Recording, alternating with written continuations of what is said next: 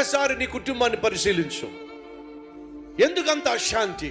మందిరానికి ఇద్దరు కలిసి వస్తున్నారు, ఇద్దరు కలిసి వెళ్తారు, ఇంటికి వెళ్ళిన తర్వాత ఇద్దరు కొట్టుకు చేస్తారు.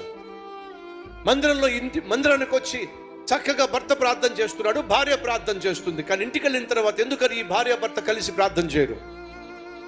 కుటుంబంగా దేవుని మందిరానికి వస్తున్నారు, నీ కొడుకు వస్తున్నాడు, నీ కూతురు వస్తుంది, తల్లి తండ్రిగా ఇద్దరు వస్తున్నారు. కానీ ఇంటికి వెళ్ళిన తర్వాత ఎందుకని కలిసి కూర్చోలేకపోతున్నారు? ఎందుకని కలిసి ప్రార్థన చేయలేకపోతున్నారు? ఎందుకని కలిసి దేవుని ఆరాధించలేకపోతున్నారు? కారణం తెలుసా? పాపము మనిషిలో, కుటుంబంలో నెమ్మది లేకుండా, సఖ్యత లేకుండా, సమాధానం లేకుండా దేవుణ్ణి అందరూ కలిసి ఆరాధించకుండా చేస్తుంది.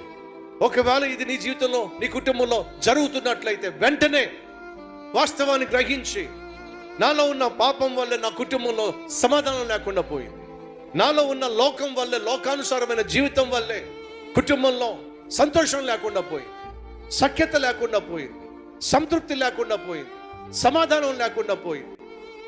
దీనికి కారణం నాలో ఉన్న లోపమే గ్రహించి, ఒప్పుకొని, విడిచిపెట్టి సమాధాన పడితే మంచిది.